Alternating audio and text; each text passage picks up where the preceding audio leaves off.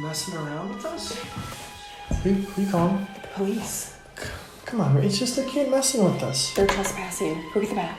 What do you want to bop him on the head? 911, what is your emergency? Hi, yes. I am doing good. Thanks so much for talking to me today. Thank you for reaching out.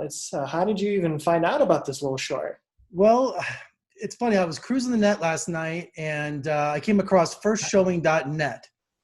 And I'm just, I was just looking around trying to find stuff. Being a film critic, we're trying to find content because all the major studios, there's nothing coming out. So we're turning to video on demand, documentaries, anything that we can find. And there was a little thing on your film last night, and I watched it, and I was laughing, and it's freaked me out the last few minutes right before I went to bed. And I just thought, man, I gotta get a hold of this guy and see if you want to talk about it, because there's so much to talk about, not only the subject matter of your short film, but what it means to make a short film. Because I went to film school, so I thought I'd reach out. I just Googled you, found your website, emailed you, and here we are. Cool, love it. Well, I love what you did with humor in the short film, because humor is a mechanism for fear. Because at first it's kind of like screwball comedy, what's going on? Then it's time to get serious, and then you end with a real good scare. But I was wondering, it's not easy to do that. I mean, so my background is all in comedy. It's kind of all I've ever done. I've done sketch comedy, I've done television comedy, I've done narrative comedy, and this is my first kind of horror genre thing I've ever done. So in a way, it was like a way to kind of surprise what people are expecting from what I would normally do, which would be to kind of just make it a screwball comedy that I'm sure people are expecting. There was a goofy neighbor character underneath the sheet or something. I feel like that's what the expectation is with my kind of background. But I don't know. I mean, this is the second short I've made while in quarantine, and it's just kind of been a way to be creative while also kind of expressing, I guess, just what we're all feeling right now, which for me and my wife has just been the anxiety of going outside into the world. And I thought, what a cool way to maybe kind of tie it in with like this ghost story, and our kind of characters being these kind of straight man characters that just don't believe what's actually going on out there. I was going to say, because everyone's in quarantine right now, it's a tough time to have a ghost. It's the worst time to have a ghost, or a spirit as a spirit, yes. And this was a simple story, but I was counting. You had a lot of setups in this short film. Yes, we shot this over the course of 5 nights, but we only shot like 3 hours a night. We would wait till it was dark, and we would shoot from like 8 to 11:30, 12 o'clock, basically as long until I kind of like burnt Madeline out on it for the night.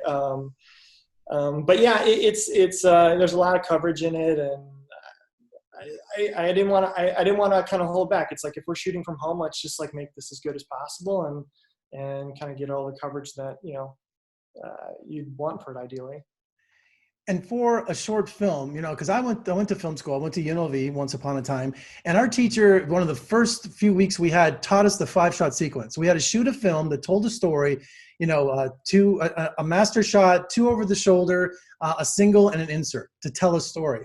So there's so many great directors that have come out of short films and commercials, which are mini movies. And if you can't tell a story in that short amount of time, you don't need a big budget. You don't need a lot of major stars. You don't need big production values. You just need to tell a story. And that's what I really enjoyed about It's Outside, because it was just quick. It was detailed. It was complicated. And it did so much in just such a short time. Thank you. I mean, that was honestly I think, again, working in sketch has kind of like trained me to be as concise with your story and your jokes as possible, and to kind of cut all the fat. I mean, just the script itself was, probably a couple pages longer than what ended up being on screen. And, a lot of that was just kind of finding it in the editing process as well, and showing it to friends and being like, what do you think isn't necessary? What do you really like about it? And the consensus was like, just get to the psychic medium as quickly as possible. That seems to be like everyone's favorite part. So, well, timing's crucial in a short like this. So how many cuts did you make? Were there things where you just agonized over, or thought what worked, or did you have to show it to friends to get a fresh perspective? Yeah, I mean, it was honestly just like, there was a lot of kind of almost like procedural banter between me and Madeline. Like, can you see I see the ghost, you don't see the ghost. Like, what are you talking? There was just like a lot more of that, as well as like just additional jokes that ultimately like weren't as strong as everything else in there, and just wasn't, it was stronger without it. So I think, between showing it to my wife and showing it to my friends, you kind of, figure out what's working about it. I love how the husband's a coward. I just love that. I mean, the wife's more strong, but the husband's a coward. I thought that was really funny. That's real life. So that wasn't too hard for us. He had a bat though. What was he afraid of? What'd you say? I said he had a bat though. What should he be afraid of? I know, that's the real bat we have next to our bed, and it's just that was honestly, a lot of the fun of kind of writing the short, is just kind of finding the truths in me and Madeline's relationship, and just the things within our house, and just kind of being creative with the very little that you have for in terms of a film production. Yeah, because you were like you freaked me out when he's like, it's moving towards you. I was like, that just creeped me out, because I thought, and he can't see it, but she can, and start swinging the bat. And tell me about Randall Park, because I thought you're right. He's funny. He's a great psychic medium. And and his presence just quickly online, on the laptop, was just hysterical. I mean, it just added that extra punch of humor.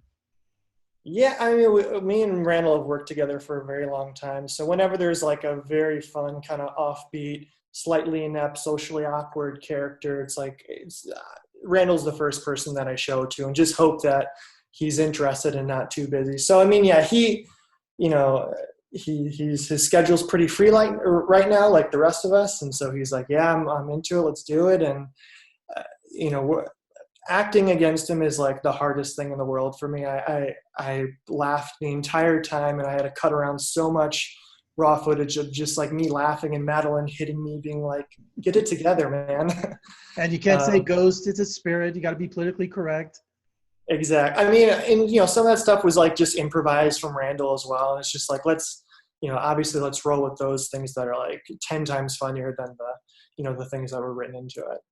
And also, this has a social message too, right? World Central Kitchen, Chef Andre.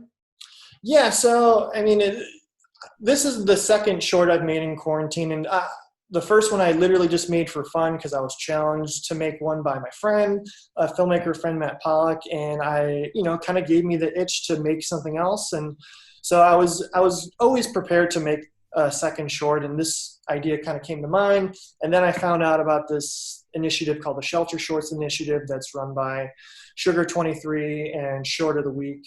And the whole thing was just to kind of, encourage filmmakers to make things at home and post it on, their kind of landing website, which, they're hoping to draw people to and then make donations to that organization. So it just felt natural to be like, I want to, instead of just putting this out there for, for fun, it's like, why not attach it to a cause when, it's needed more than ever. Yeah, because Chef Andre, what an inspiration. So I saw that, and I thought, and because I've donated to him and I've promoted him before, and I just think he's brilliant, and what he's done for people is just amazing. And I'm glad you're using, humor, and you're using film to bring awareness to this. And also, I've been in 7 weeks quarantine here in Las Vegas. I'm going out of my mind. I think I've watched your short about 5 times. I really have. And I've sent it to all my friends, and they write back, a good short, very funny, just what I needed. So you're doing something right. That's amazing. Thank you. Yeah. I mean, hopefully, it took me a month between the first short and this one. So maybe, who knows, maybe in another month we'll have something else. Are you in Los Angeles or? Yes. Yeah. Yeah. Well, we're going to be, me and you both, our states are locked down for another month. So you got time. Yeah. Exactly. And finally today, the big question, Zoom or Skype, which is better? I gotta go with. I mean, Zoom's the flavor of choice right now, so I'm gonna go with Zoom. But I've never heard of Zoom until like a month ago. I'll tell you the truth. And I have Skype, and no one's asked me to do Skype at all. And I don't even know how to work Skype. Now I've become a Zoom expert in the last month here. The only reason I use Skype for the short is so I have the sound effect of the phone ringing as a transitional element, because Zoom doesn't have that, and I was like, I need to have something there to.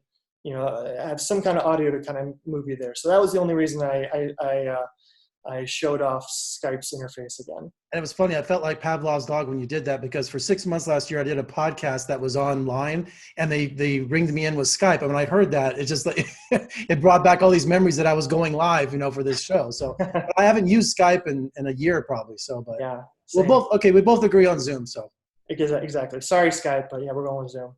well, I can't wait to see what you do next. I really enjoyed It's Outside, and good luck, and make another one, man. We need it.